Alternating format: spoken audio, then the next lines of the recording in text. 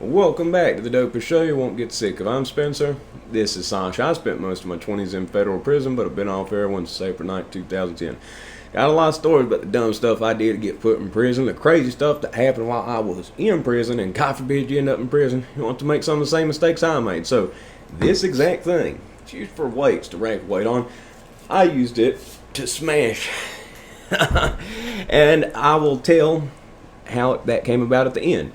So, first person I'm going to talk about, John, is no longer with us today. He lost his life, along with 44 people that I know under the age of 35 from drugs or drug-related violence. They're not with us anymore. And these aren't just acquaintances. These were people I knew. I mean, people I could tell you their mom, dad, sister, brother, their whole story about growing up.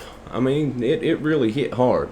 And so I ended up having to flee the state when I was about 14 or 15. There was somebody that told that I had sold them something, so I had to go flee the state, went to rehab. And there was a guy I met there, we'll call John. John, like I said, he's no longer with us today. It's sad stuff. His name isn't John, but that's what we're going to call him. He ended up having an issue there, getting kicked out, went to juvenile prison, I believe in Beaumont, Virginia. So, didn't see him for a few years. I'm out, I'm doing my thing, selling other stuff, and then get a call from one of my friends. And John's like, Spencer, and I'm like, dude, how'd you get hooked up with them? Because he was like from the other side of town, whole different groups, networks, all that stuff. So I go over, and it's at this hotel, okay? And it's cheap, trashy hotel. And I couldn't believe when I walked in, this one hotel room that a guy who I grew up with had got, there were like 10, 12 kids like that, all were in my grade, all from the same school, laid out of their mind, just faded, just messed up. Nobody had done H, and there were two kids 2 grades ahead of me that got all the younger kids to try it, so then they'd have to get it from them to middleman it. Well, those 2 kids were getting it off my buddy John. They had a few different people they got it off of, but he was the person at the time. I go to John's hotel room. He's living in this hotel. I'm like, let's get out of here. This is bugging me out. See everybody. Those 2 older kids got all those younger kids right on the needle, skipped that whole part. I mean, it's pretty evil stuff when you look about it. And those 10 kids each got about 2 or 3 people to try it, and it spread. The epidemic spread. That's literally how it started in the county of Roanoke, where it's gone out of control. So I go over to John's room, and he starts telling me how much he's making, all this, and that his dealer is on the 2nd floor, and that his dealer's dealer is on the 3rd floor. I'm paranoid. Before this, I used to be the driver for the biggest dealer in my city, Sold H, and I'm really paranoid about my surroundings, telling what's going on. I've had people try to chase me off the road when I was driving back a good bit of dope before, and they probably would have left me gone, probably would have took my life. But anyway, so I'm very observant of stuff, okay? So when I get there, I notice there's this car. It's a white Charger. This was back when Chargers first started getting used as police cars. And it's just sitting there. It's on, but it's all dark on the inside, and you can see a guy on the inside of it. That guy, it's an undercover cop watching everything. And I said, dude, you got to get out of here. We got to get out of here. I'm taking you up out of here. Come on. And he's like, what? And I'm like, yeah. And he picks up the curtain, and he's like, oh man, you think that? I said, I know that is. We got to go. So we end up going to his cousin's house. He called it his cousin. It wasn't really his cousin. And that night, we get a call from the girlfriend of his dealer who was on the 2nd floor. And she's crying, saying that he got caught in the elevator by the DEA with a 50-bag brick on him. He never went to jail. He got let go, but his dealer on the 3rd floor the same night, right after he got caught with, I believe it was 24 50-bag bricks, a lot, and she did not get out. He wanted to keep being friends with that guy, and I'm like, dude, you can't keep hanging out with him. He's going to get us all taken a bit. So we had a whole lot of deals running arounds and everything else. And, ended up having to quit talking to John because he kept hanging out with this dude, and it was put me at risk. I knew, and he couldn't see it. And he basically, I don't know if he was thinking, well, even if he is telling, he wouldn't tell on me. But I'm like, yeah, nah, we need to leave. We need to disassociate with that. So what ends up happening is we go our separate ways. But before that happened, his cousin has a boyfriend that's complete junked out. I mean, just all the time, just complete junked out. He goes to the methadone clinic, but he also does an absurd amount of H on top of that. And benzos and everything else. Complete junked out loser. They're living in a 400 square foot like little guest house type deal. But I see what he's doing. Now, all those people just got caught. Now, there's different people in the hood and stuff like that people go to and stuff like that. But if you have something that's convenient, somebody nearby to get stuff from, people are going to choose that instead of going in, a sketchy place where you might end up get ripped off, hurt, or anything else. So I talked to his cousin's boyfriend, who was buying about 10 of these bags every day, and he was splitting them in half. And he was selling them, he was getting them 25 a piece, splitting them in half, and selling each of those for 25 a piece. So basically, he was just using up everything he made. But I basically told him, listen, don't cut them in half, give them to me as you get them. I'll give you 35 for each one. They were packed full. It was not high quality, but it was a lot of it. It was a lot in each one. And I said, I'll give you 35 for each one. I said, I guarantee you, even if I don't make that much in a day, I promise you I'll buy 10 a day every day off of you. 350. I said, so you'll make $100 profit a day. You'll get an extra $3,000 a month just from me, guaranteed. But it's going to be a lot more than that, and I promise you that. And ended up taking off. Ended up taking off a whole lot, just real quick. Like first hour, it was like I couldn't believe, how it just took off in the way that it did. And I met some very odd and interesting people, through dealing. There's weird, kooky people that you meet, but one person was a guy who went to my school, who's like a year behind us, but he was like 6'2", so I mean, he looked like he was older than everybody else. I guess that's how he ended up hanging out with some of these kids. I never liked him. He was cocky, he was arrogant, and he was just a prick. I mean, I don't know how to explain it other than that. But anyway, we'll call him Joey. It's not his name, but that's what we'll call him. Me and him do not like each other. The last time I heard that he was talking about me, and if he saw me this, and that, and I said, well, we can settle that real quick. I sent him a message. I said, we can fight. I said, we can do it MMA gloves, we can do it bare fist, whatever you want to do. And if you want me, I'll give you $2,000. If I help you, you don't got to give me anything. He sent some little sarcastic thing back. It was like, nobody likes you, blah, blah, blah. Oh, my feelings are so hurt. And then he blocked me.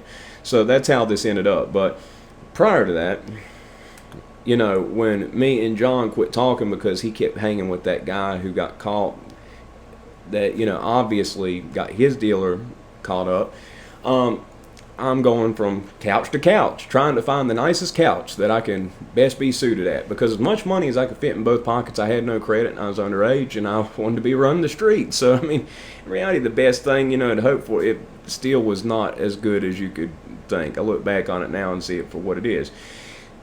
There's one house that I go to, the person I'm talking about, Joey, the one who's tall, the one that's a douchebag. I go to his house. His dad was somebody who would give him pills, who he'd distribute to all of his friends. And his dad wanted H, and he was complete nightmare to deal with. Absolute nightmare. He had to do some of it before he gave you the money, and then he'd have to dig around trying to find a vein, and then you'd have to sit there and wait, and then he'd give it to you. But anyway, he ends up telling me, if you sell it to me for this discounted rate, and always keep some in excess so you never run out. So even when you're low, you still have some for me. You never run out. Then he would let me have a room in his house. Now, I took him up on that offer. It sounded great. It sounded really good.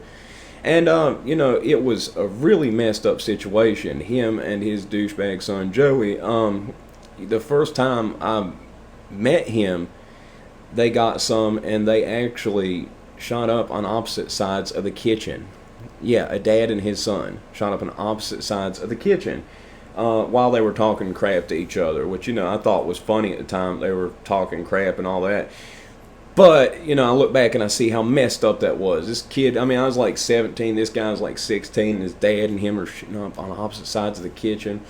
And yeah, and his dad actually introduced him to the needle, which, I mean, you look back at the adults in the situation that were surrounded by complete failed us.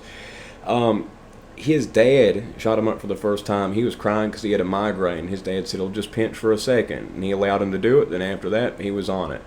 So I completely just fell into that. Completely fell into that house, and made that my spot, and kept going back and forth to John's cousin's boyfriend. We'll call him G. I kept going back and forth to him.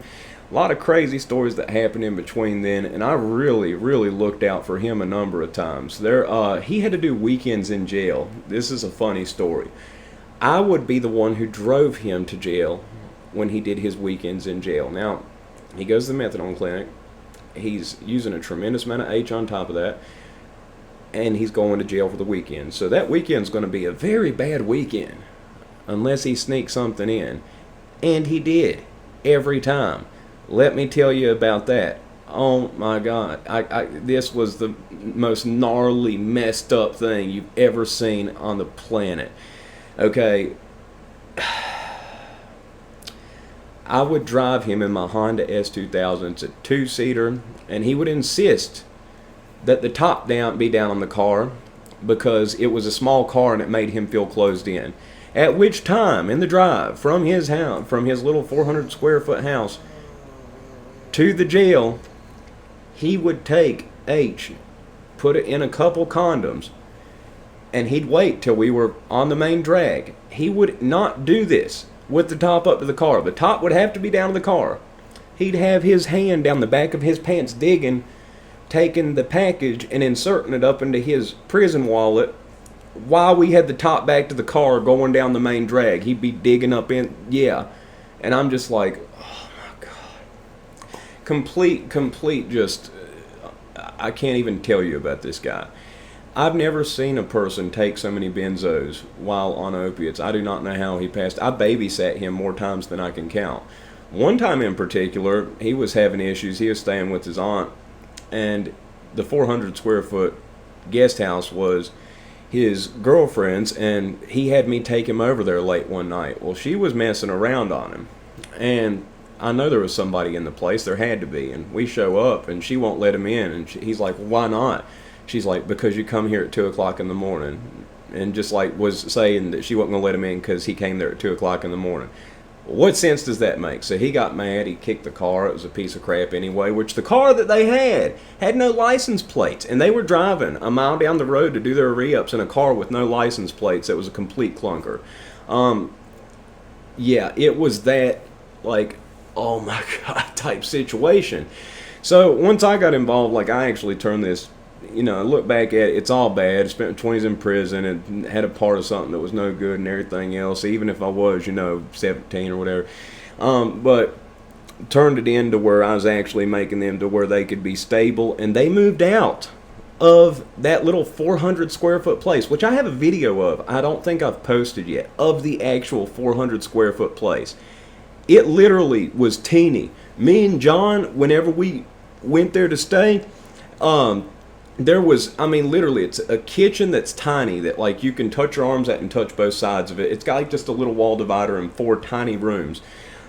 They had a long couch in the back. Me and John, I'd sleep with my head at one end, he'd sleep with his head at the other end, and try not to let our legs touch each other, because we felt like that was weird. So, but, had pockets full of money, and we got a couch that we're sleeping on opposite sides of in the middle of the night. Look how good were we really doing, even if we did have, a good little handful of money. So end up making them enough to where they move out of that place. I make them enough to where they have enough to buy a car. They bought a used car from somebody, paid them in dope. They got the house they got was an addict who bought from them, and they gave him a set amount of dope every month, like $600-800 of dope every month, to have the house, to rent the house. I don't know where he went to stay. He probably's living homeless, just giving up his house so then he could get it. And they it changed, like, and it was completely, It was the most weird, odd situation ever, and there were plenty of situations with it. But anyway, back to Joey and his dad. So I'm living in that. Oh, the night that happened, that's where I was getting at. The night that happened, that we showed up at his girlfriend's house and she would not let him in, he goes with me to Joey's house. He's wearing some type of bandana, looks ridiculous. He never wore, I don't know, he just must have felt like, thug life that day or something. Talked with kind of a speech impediment too, but anyway. He's getting extra twisted out of his absolute mind because he knows his girlfriend's messing around on him. He's got to press this, everything's all good. But anyway, he's going out of his mind, using an absolute ton. And he's nodded out to where he's messed up. And we've seen people nod out before. Now, Joey was like, we were both asking, like, are we going to have to call the ambulance? And he felt he had so much money, like he probably had $20,000 or $30,000 in his pockets, and it fell all over the floor. I didn't take a dollar, and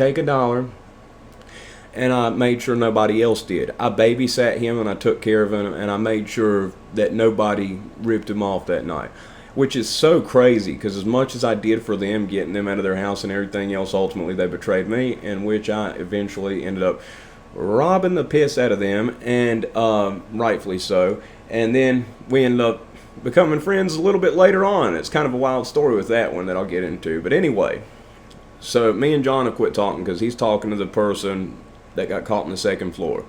I'm staying at Joey and his dad's house. The guy who I'm talking about, he ended up going to stay back with his girlfriend. They made up. It was awkward for a while, but they ended up becoming back friends again, or boyfriend and girlfriend again, and that was that. So ultimately, Joey was on probation. He's a kid. He's on probation. I'm 17. Joey's 16. And I look back at it, and people told me, but I let them know, I'm like, dude, if you're ever sick, like withdrawals, like let me know. I'm not going to let you sit here sick. You don't have to pay me. And I kept him, and he would lie and say that he was sick and he was going through just so he could get more, but I was good-hearted, so I made sure he was taking care of me, and they were giving me a place to stay. But his probation officer came to the house. It's panic mode because I'm staying down in this basement. I don't know what to do. His probation officer randomly showed up. I'm in the basement, car's in the driveway, she's pulled in, I'm blocked in, I don't know what to do. I'm gathering all the paraphernalia, empty stuff that he's got out all over the place. Luckily, she did not come down in the basement. But she did drug test him. Ultimately, he ended up going to court and having to go to juvenile hall for this drug test. Well, it was too weird, just too odd for me to live like in a house with his dad. Like when it was me and him there, it felt like, it was a couple friends, there's a dad who owns the house. But like when I moved in, like when he went to jail, I was like, me living like in a house with this dude's dad, like it just seemed like weird. So that day I ended up rolling out. By the way, his dad, when I moved in, quit his job. He was a trucker. He got a big settlement, a huge settlement. I can't remember how much money exactly. It was like $80,000 or $90,000, I believe it was. And he used every bit of that up during the time that I was there, like all of it. And on top of that, he was getting like pills from the pain clinic too. Yeah, but he'd used most of that up. But it was too odd. It was too weird. He owed me money, but he ain't paid it to me. So I ended up having to do something that made me feel bad. It made me feel like I almost felt like I ripped his dad off, but I didn't. His dad owed me like $400, okay? And I'm like, listen, I'll go see if I can get some of this. Give me the money. And he gave me the money that he owed me, and I left. I never took a dollar. I had thousands of dollars already, okay? I mean, I was doing well with this. But he wanted something else. It ended up being a dry time. What had happened, forgot to circle back to this. John's cousin's boyfriend, the dealer, the guy who I'm getting stuff from, his dealer thought he might be tailing or something for a while, so she cut him off for a little bit. So there was like a 2-week dry period until she realized that was just somebody getting in her ear. His dealer was a girl in her ear, so there was a 2-week dry period and when that happens, when you're sick, when you have all this money, you've accumulated, but the connection goes out, you end up wasting it all at different places trying to get better. So I end up without any dope. You know, I don't have any. It's this place, that place. But there was an incident, there was a story, there was something that happened. John, the original guy from the start of this story, who I ended up quit talking to, my mom, I kept it cool when I was on H because I didn't bang, I snipped it, and like I basically could keep it together to a certain point. It all falls apart at some point, you know, no matter how much you think you got it under control, you don't. There was a day where we had hung out at my mom's house, and we stayed, I'd lived down in the basement before, I basically got kicked out. And I was like, Mom, can I stay here for a little bit? And I needed to get in that house because there was a night that I had hid some stuff there. See, we would drive out and I'd put some stuff, just a couple bags up in, the door frame. Like when you go through a doorway, there's the frame that goes around it. It had went in the middle. So there's a door frame that's like this. And there's a little space this big. Well, I thought it just went, in. I wasn't thinking when I put the bag up there, it was going to fall down in the middle. So in between a back room in the basement and the main room in the basement, there's a good couple bundles of dope that are stuck in between this doorway, which I've known were there for probably about 6 months at this point. Haven't had a need to get to them, but I know they were there, and it sucks too. And I'll tell you this, going to get that when you know you have something, but you're going to have to do a little bit the damage to get it. I was like, oh shoot. So on the inside of a room that nobody goes to inside of my mom's house, I poked a hole in the ceiling like this big. Oh, she was mad. And I tried to reach my hand around in and grab it. That wasn't working. I was desperate. I was dope sick. So I got a running start with this. Like literally, boom, boom, boom, boom, boom, boom. Hit the door frame. It broke the door frame open, and I saw the couple bundles go, woo, woo, woo, boom. And I was like, yes.